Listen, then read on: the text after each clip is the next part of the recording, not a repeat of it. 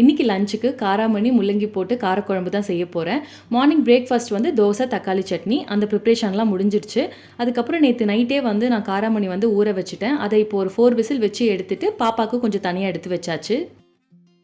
எப்பவுமே காரக்குழம்பு வைக்கிறப்ப அதில் எந்த காய்கறி வச்சு செய்கிறோமோ அதை கொஞ்சம் அதிகமாகவே நான் ஆட் பண்ணிப்பேன்.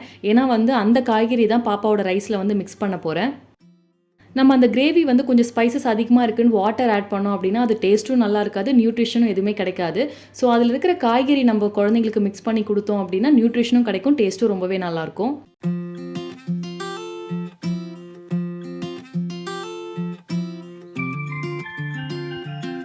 ஸோ இந்த ரைஸில் வந்து கொஞ்சம் முள்ளங்கி, அதுக்கப்புறம் 1 டேபிள் ஸ்பூன் அளவுக்கு காரக்குழம்பு, கொஞ்சம் கீ, அதுக்கப்புறம் பாயில் பண்ணி வச்ச காராமணி எல்லாம் சேர்த்து நல்லா மிக்ஸ் பண்ணியாச்சு.